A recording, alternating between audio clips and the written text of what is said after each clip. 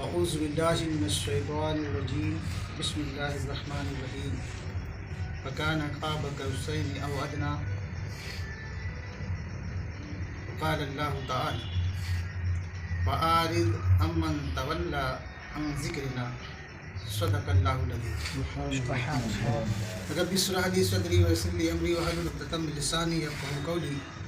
आइए सबसे पहले अक़ीदत व मोहब्बत में डूब कर अपने और सारी कायनात के मरकज़ अक़ीदत समय बज़्म हिदायत कौनैन के वाली ताजदार अरब वजम हुज़ूर अहमद मुस्तफ़ा मुहम्मद मुस्तफ़ा सल्लल्लाहु अलैहि वसल्लम के दरबार शाहाना में दुरूद पाक का नज़ाना पेश करने की सादत है। अल्लाहुम्मा सल्लि अला सय्यिदना मौलाना मुहम्मद सल्लल्लाहु अलैहि वसल्लम। दीदाने मिल्लत इस्लामिया, बहुत अफसोस के साथ कहना पड़ता है कि आज हमारी कौम खुसूसन मज़हब अहले सुन्नत के मानने वाले बहुत दूर होते जा रहे हैं दीन से, और जो ताज़गी, जो दीन से क़ुर्बत, जो जज्बा जो नज़र आना चाहिए, बिल्कुल मफहूद नज़र आता है। बहुत मामूली चंद लोगों में, इसके मुकाबले में जो बातिल फ़िरके हैं उनके यहाँ जब आप देखेंगे, मैं तो हज़रत देखता हूँ, पेपर पढ़ता हूँ रोज़ाना, तो शियों के यहाँ आए दिन रोज़ाना प्रोग्राम होता रहता है, महफिलें होती रहती हैं। कभी जश्न फ़ातिमतुज़ ज़हरा, कभी जश्न इमाम हुसैन, कभी जश्न इमाम हसन, जश्न इमाम जाफ़र सादिक, तमाम सादात इकराम जो लोग जिनको ये मानते हैं, रोज़ाना प्रोग्राम करते रहते हैं। हालांकि हम सुन्नी लोग जो हैं, हम सहाबा इकराम को भी मानते हैं और अहले बैत को भी मानते हैं, ये सिर्फ इन्हीं को मानते हैं। और एक तबका वो सिर्फ सहाबा इकराम को मानता है, अहले बैत को नहीं मानता। आए दिन उनके यहाँ भी प्रोग्राम होते रहते हैं, लेकिन उसके मुकाबले में हम दोनों को मानने वाले जिस एतबार से हमें बेदारी का सबूत देना चाहिए था, नहीं दे पा रहे हैं। इतनी बड़ी आबादी में एक भी जश्न मिलादुन नबी के नाम का कोई प्रोग्राम मुमकिन नहीं हुआ। ये इस बात की दलील और अलामत है कि हम बहुत दूर होते चले जा रहे हैं, और सिर्फ हमारा मकसद, हमारा महवर सिर्फ दुनिया का हुस्न, दुनिया की तरक्की, दुनिया, इसी को हम कामयाबी समझ रहे हैं। मेरे दीदो, ये कामयाबी नहीं है। कामयाबी तो ये है कि तुम बगैर जहन्नम के डाले बगैर तुम जन्नत में चले जाओ, ये कामयाबी है।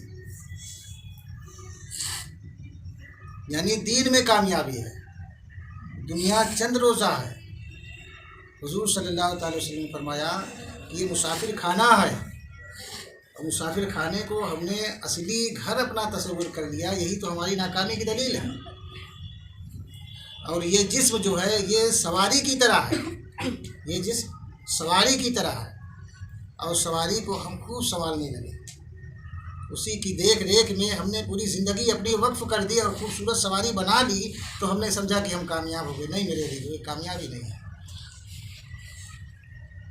कामयाबी ये नहीं, कामयाबी ये है कि तुम अल्लाह की याद में लगे रहो, उसके अहकाम पर अमल करो, हुजूर सल्लल्लाहु अलैहि वसल्लम से मोहब्बत करो, उनकी एक एक सुन्नत को हिर्ज़े जा बनाओ, और ईमान के साथ दुनिया से चले जाओ, ये कामयाबी है। हमने मेयार कामयाबी चेंज कर दिया, बदल दिया। मेरे दीदो, देखो अल्लाह ताला ने अपने महबूब सल्लल्लाहु अलैहि वसल्लम को कितना ऊंचा मर्तबा अता किया, यहाँ तक कि अपने दीदार का जाम भी पिला दिया। अर्श आज़म पर बुलाकर अपना मेहमान खास बनाकर अपने दीदार के जाम से भी मुशर्रफ फरमाया, अपने आप को दिखा दिया। ये दौलत सिर्फ और सिर्फ मेरे हुजूर सल्लल्लाहु अलैहि वसल्लम को मिली है, किसी और को नहीं।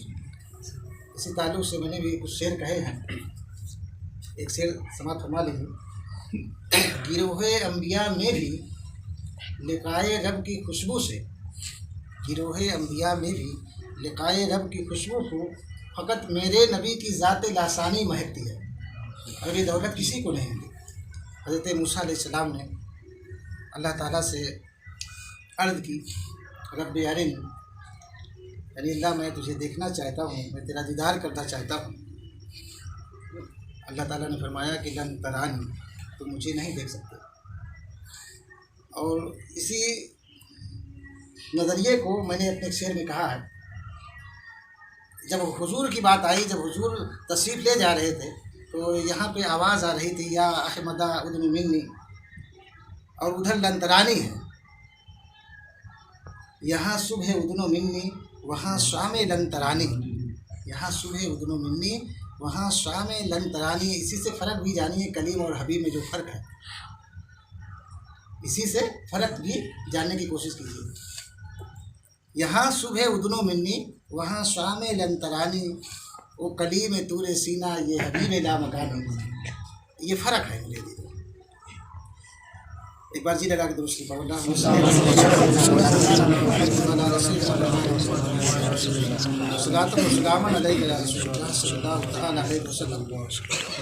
तो हम जिस नबी के मानने वाले हैं, जिन नबी का कलमा पढ़ने वाले हैं, वो अल्लाह के महबूब हैं। उन्हीं के सदक़े में सारी कायनात को वजूद बख्शा।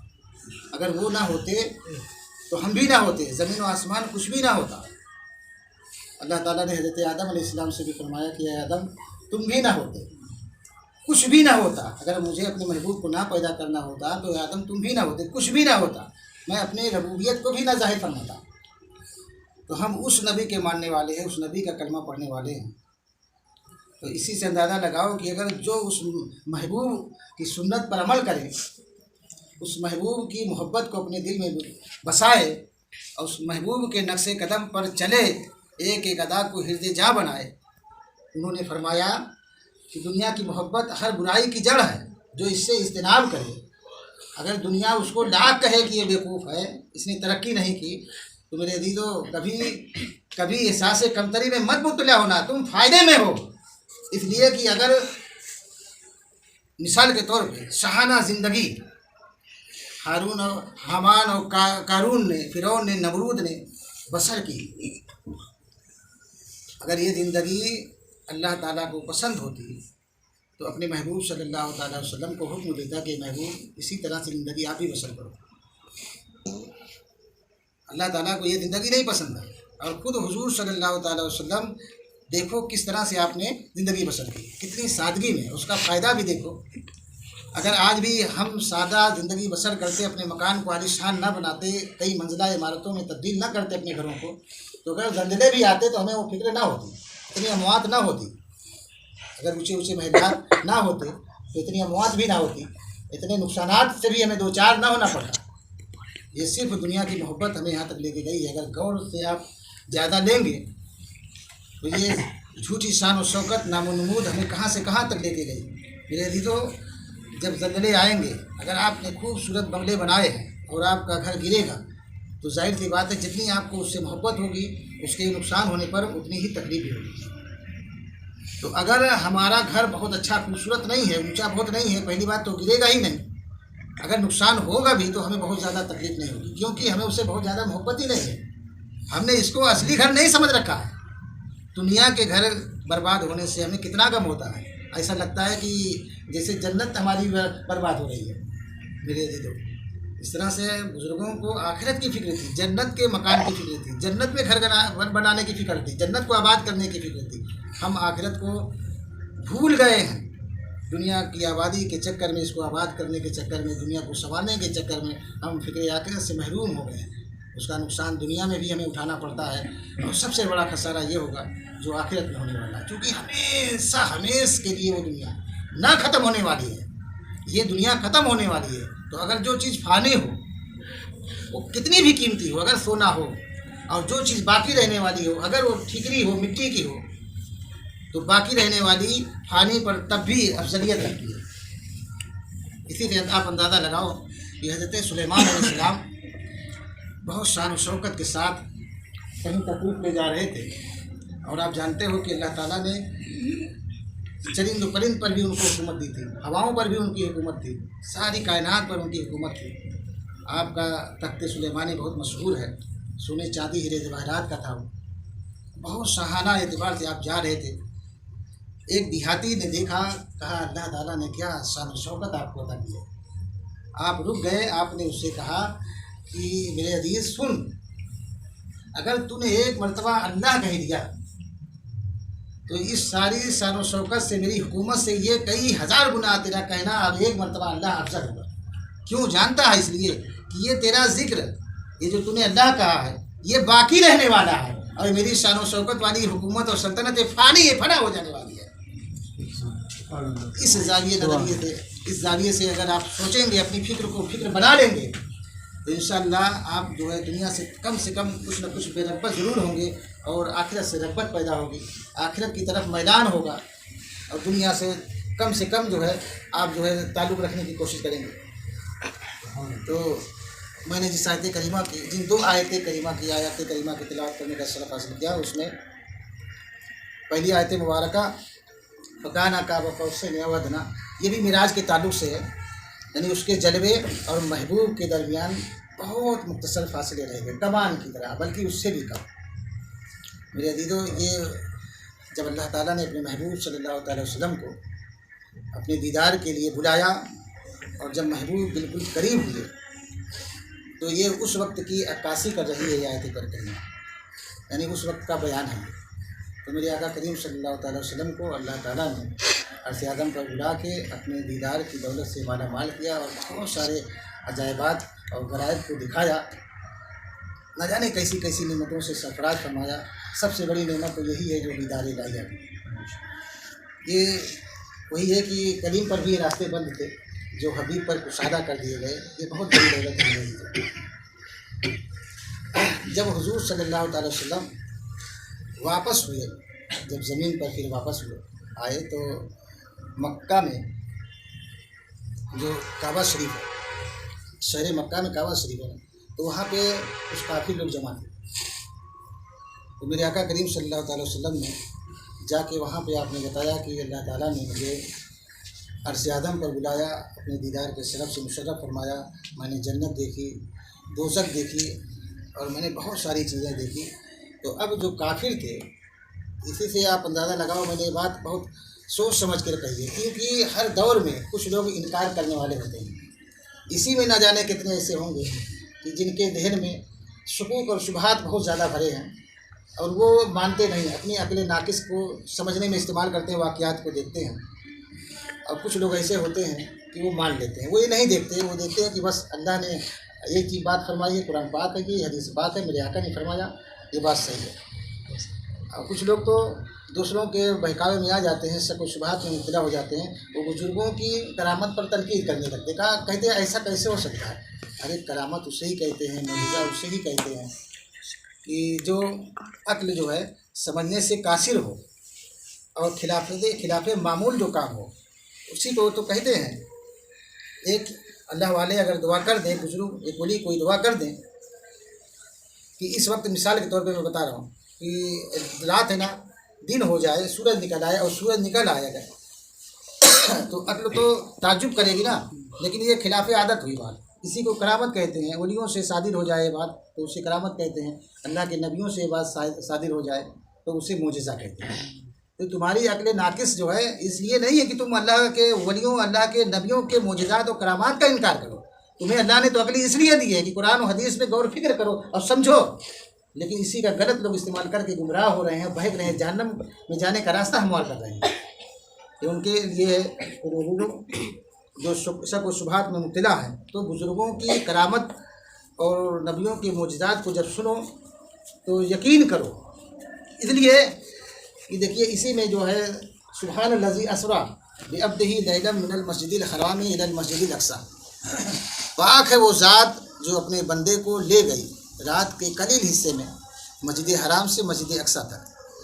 तो अब इसी में न जाने कितने लोग अक्ल का घोड़ा दौड़ाते हैं, और उनका घोड़ा किसी शक व शुबहात की वादी में जाके ठोकर खा के गिरा पड़ा नज़र आता है।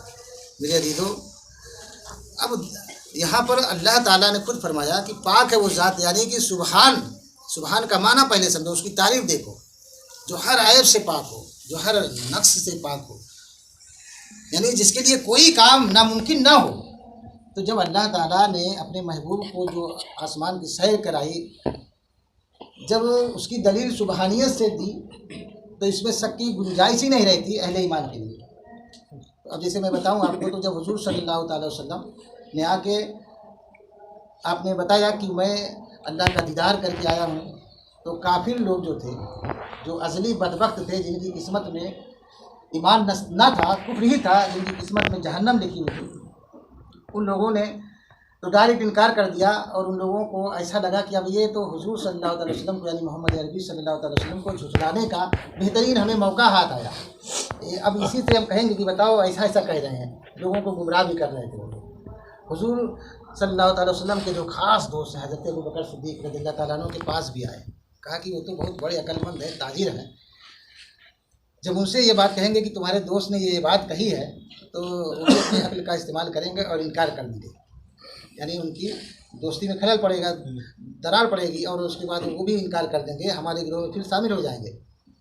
तो जब वो कुफ़ार हज़रत अबू बकर सिद्दीक़ रज़ियल्लाहु ताला अन्हु के पास आए और कहा कि तुम्हारे दोस्त ने ये बात कही है, बताओ क्या अक्ल इसको कबूल करती है किसी भी तरह से, क्या अक्ल वाले इसको मान सकते हैं? तो हज़रत अबू बकर सिद्दीक़ रज़ियल्लाहु ताला अन्हु ने क्या जवाब दिया जानते हो? बहुत ज़्यादा अक्लमंद, इसको अक्लमंद कहते हैं।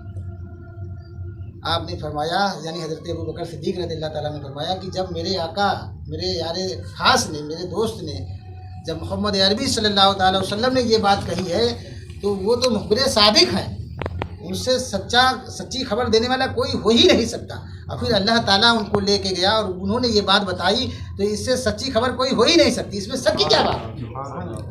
तो देखिए, जो अहले ईमान होते हैं, जिनको नूर ईमान मिला होता है, उनकी सोच ऐसी होती है, उनकी अक्ल ऐसे रहनुमाई करती है।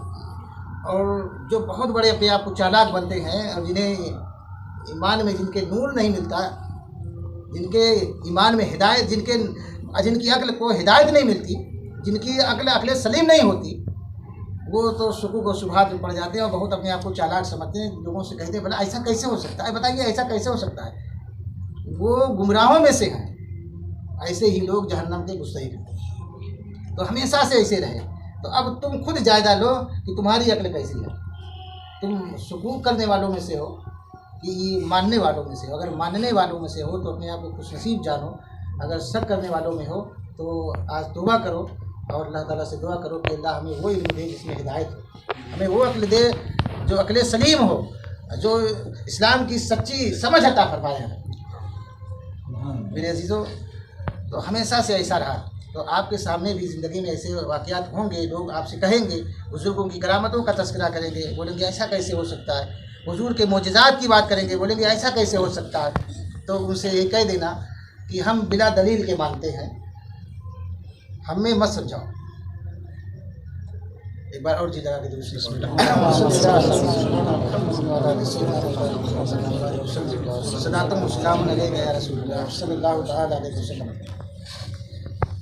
तो मेरे अजीज़ों, कल मैंने मिराज पर तफसीली गुफ्तगू की थी, उसके कुछ हिस्से यहाँ भी मैं सोच रहा हूँ बयान कर दूँ। देखिए, अल्लाह ताला ने अपने महबूब को 3 लिबास अता फरमाया। एक लिबास बशरियत, एक लिबास नूरानियत, एक लिबास हक्कानियत।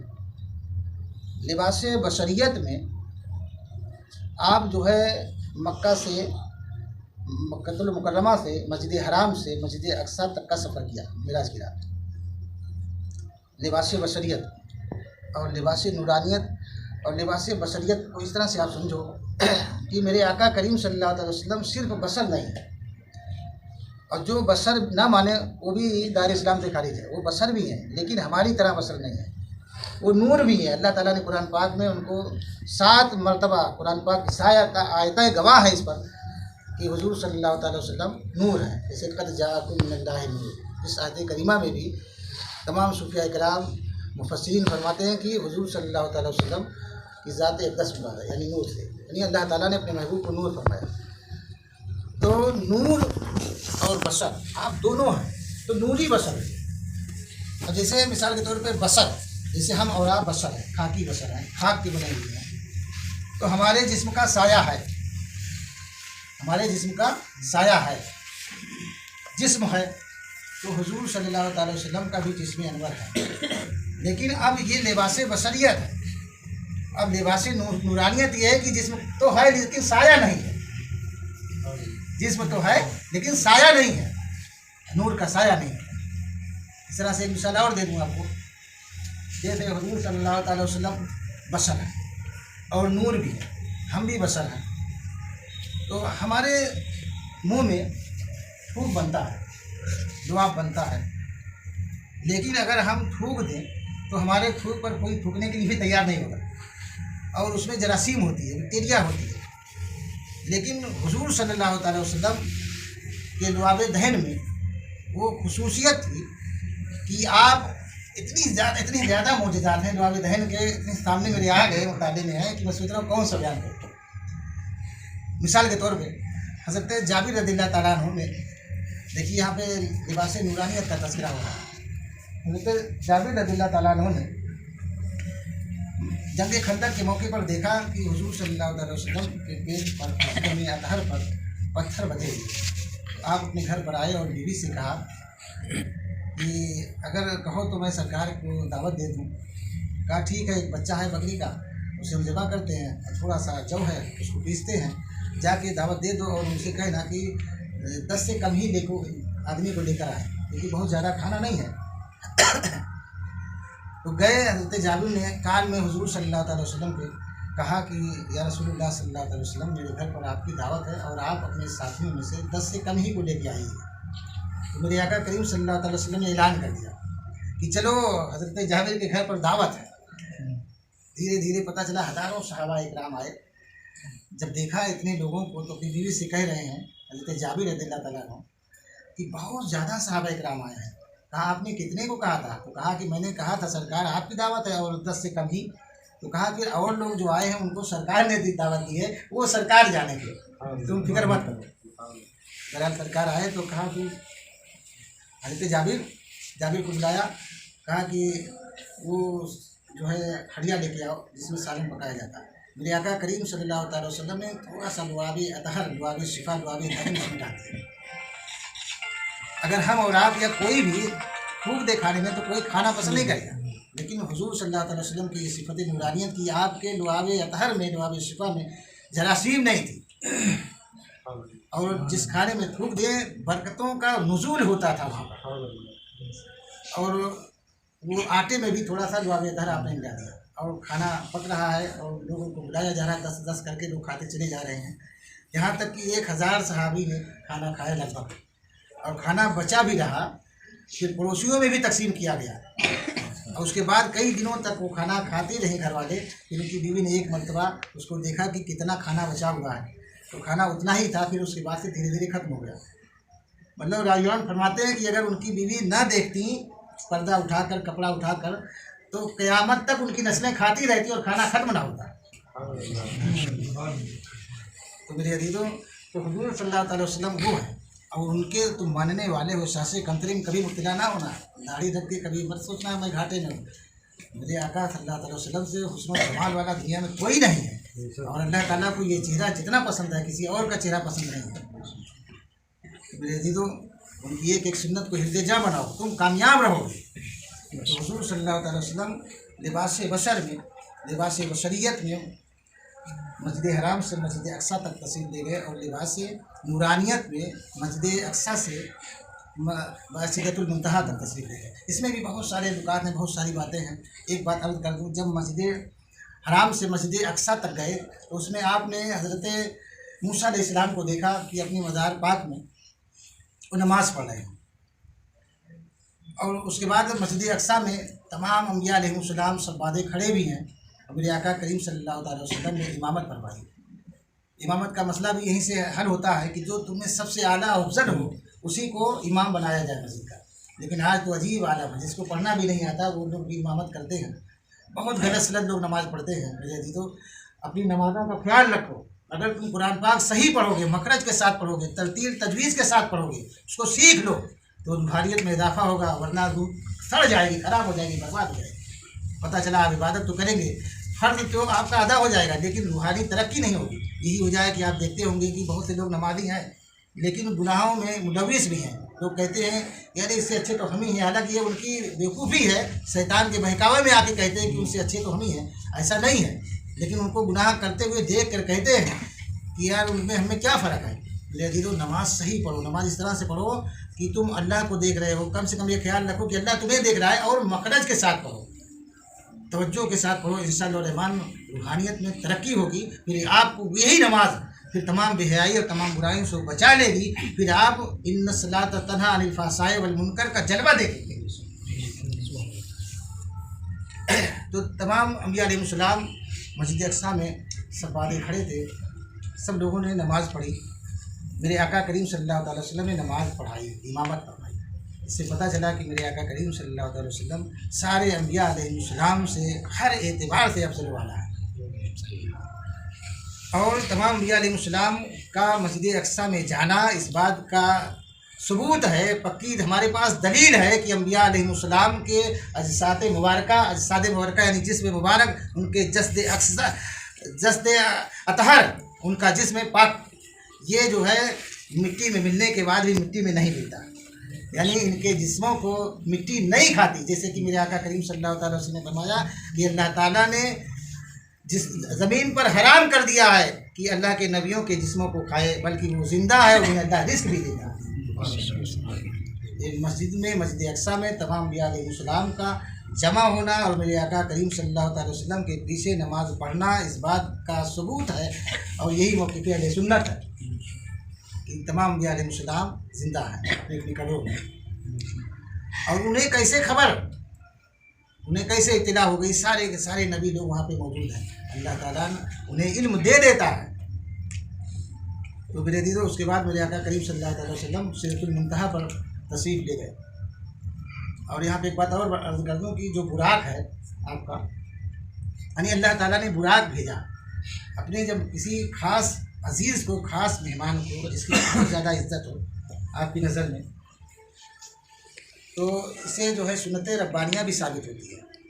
जैसे लोग उलमाए कराम को जब बुलाते हैं प्रोग्राम में तो गाड़ी भेजते हैं कि इसी गाड़ी से आएँ, इसी सुन्नत रब्बानिया का याद है। यानी कि जब अल्लाह ताला ने अपने महबूब को बुलाया तो सवारी के तौर पर बुराक भेजा।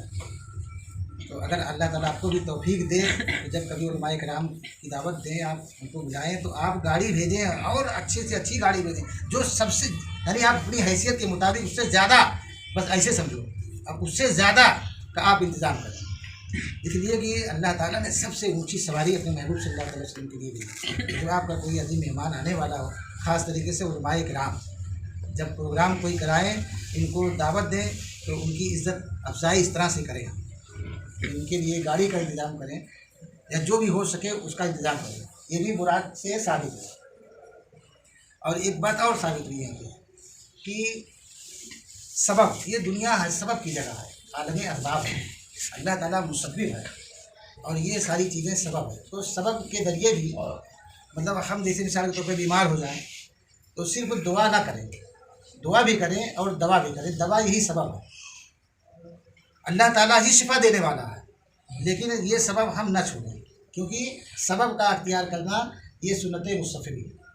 जैसे मेरे आका करीम सल्लल्लाहु अलैहि वसल्लम सबब अख्तियार किया, यानी बुराक पर तशरीफ़ ले गए। हालांकि आपकी शान ये है कि आपने चाँद को 2 टुकड़े किया बगैर सबब, बगैर किसी चीज़ के। आपने पेड़ को बुलाया, पेड़ आया बगैर किसी सबब के। सूरज को वापस बुलाया, बहुत ज़्यादा मोजज़ात हैं। लेकिन ये भी साबित है कि यानी कुव्वत और ताकत होने के बावजूद भी सबब अख्तियार करना। एक वाक़या मुझे याद आ गया। देखिए, एक बार हज़रत ख्वाजा हसन बसरी रहमतुल्लाह तआला अलैह नदी के किनारे पे खड़े हुए हैं, उनको उस पार जाना है, कश्ती का इंतज़ार कर रहे हैं। हज़रत बिशर हाफी रहमतुल्लाह तआला अलैह आए, कहा कि ख्वाजा हसन बसरी किस चीज़ का इंतज़ार करें, आपको उस पार जाना है तो वैसे ही चलो। कहा नहीं, मैं कश्ती का इंतज़ार कर रहा हूँ। हज़रत बिशर हाफी रहमतुल्लाह तआला अलैह ने कहा, मैं तो किसी सबब का कायल नहीं, आप यूँ ही पानी पे चलकर चले गए। जबकि उनसे कई गुना मरतबा बड़ा हज़रत ख्वाजा हसन बसरी रहमतुल्लाह तआला अलैह का, वो आलम शुक्र में थे, ये आलम होश में है। यानी सबब इस्तेमाल करना ये सुन्नत मुस्तफ़ी भी है, लेकिन वो आलम शुक्र में थे। तो आलम शुक्र से ज़्यादा मर्तबे वाले होते हैं, जो आलम होश में रहते हैं, जो सालिकीन होते हैं। तो सबब को इस्तेमाल करना ये सुन्नत मुस्तफ़ी है। हुज़ूर सल्लल्लाहु अलैहि वसल्लम ने सबब को इस्तेमाल करके अपनी उम्मत के लिए सुन्नत बना दिया।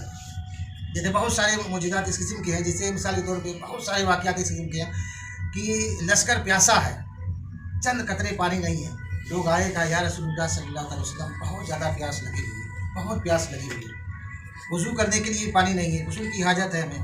तो हुज़ूर सल्लल्लाहु अलैहि वसल्लम ने फरमाया कि कोई मसीज़ा है? कहा या रसूलल्लाह मसीज़ा तो है लेकिन उसमें पानी नहीं है। कहा अच्छा मसीज़ा वही लेके आओ, चंद कतरे उसमें हैं। आपने अपने दस्ते अक़दस को उसमें डाल दिया। यानी ये देखिए सबब की बात कर रहा हूँ।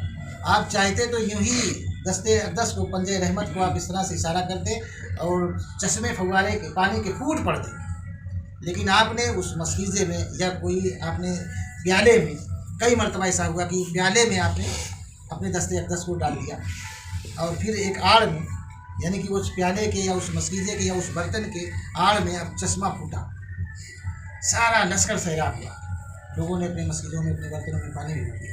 तो ये क्या है? ये सबब है। यानी वो बर्तन में चंद कतरा पानी ये सबब है। जैसे कुएं में आपने अपने लुआब अतहर को डाल दिया, अब साफ जगहों पे नहीं, यानी वो सबब है। कुआं वो सबब है, सबब की जगह है, सबब है। उस कुएं में सूखे पानी, कुएं में जो सूखा कुआं था उसमें अपने लुआब अतहर को डाल दिया, अब पानी भर गया कुएं। सूफिया किराम फरमाते हैं कि उस लुआब अतहर की ज़ियारत के लिए ज़मीन के अंदर जितने पानी थे उसकी ज़ियारत के लिए, उसको देखने के लिए सब आ गए। पानी लबालब कुएं में पानी लबालब हो गया, भर गया। तो सबब को इस्तेमाल करना, लेकिन सिर्फ और सिर्फ सबब ही को सब कुछ न जाना, सबब को इस्तेमाल करना, मुसब्बिब पे नज़र रखना। काम करो लेकिन ये सोच कर करो कि ये सुन्नत मुस्तफ़ी है, लेकिन जब तक मेरा मौला नहीं चाहेगा मैं कुछ नहीं कर पाऊँगा। जैसे एक हदीस पाक याद आ गई मुझे, हदीस कुदसी है कि अल्लाह ताला फरमाता है कि बंदे एक तेरी चाहत है, एक मेरी चाहत है, होता है वही जो मैं चाहता हूँ, तेरे चाहने से कुछ नहीं होगा। हाँ, जो मैं चाहता हूँ वही तू भी चाहने लग जा, तो फिर मैं तुझे वो भी दूंगा जो तू चाहता है, वरना मैं तुझे थका दूंगा। मतलब क्या? मुसब्बिब पे नज़र रखना, जो वो चाहता है उसकी चाहत में अपनी चाहत को तब्दील करो, ये कामयाबी है। तुम अपनी तरफ से बहुत कोशिश करोगे, थक जाओगे, परेशान हो जाओगे, तुम्हारी दुनिया और आखिरत बर्बाद हो जाएगी। कामयाबी कदम नहीं चूम सकती, जो अल्लाह ताला चाहता है उसके महबूब जो चाहते हैं वही तुम्हारी चाहत हो जाए तो तुम कामयाब हो जाओगे। अल्लाह ताला से दुआ है कि हम सब लोगों को अक़ल सलीम अता फरमाएं, हमें महबूब सल्लल्लाहु अलैहि वसल्लम का इश्क अता फरमाएं, मोहब्बत अता फरमाएं और दोनों जहान में हमें कामयाब और कामरान करें, सुरखुरी हमारे कदम को चुमें। अब इसके बाद हज़रत की तकरीर होगी, थोड़ा सा ठीक है। तो ज़िक्र के ताल्लुक़ से मैंने जो मैंने तिलावत की थी वो ज़िक्र के ताल्लुक़ से अल्लाह ताला फरमाता है कि महबूब, मैंने सोचा था कि दूसरा मौजू पर हज़रत की तकरीर होगी। अल्लाह ताला फरमाता है कि महबूब, जो मेरी याद से फिरे हुए हैं, अपने रुखे देवा को फेर लीजिए उनसे, यानी उनकी तरफ अपने रुखे देवा को ना कीजिए। जो लोग मेरी याद को भूले बैठे हैं, जो लोग मुझे भूल चुके हैं, जो मुझे फरामोश कर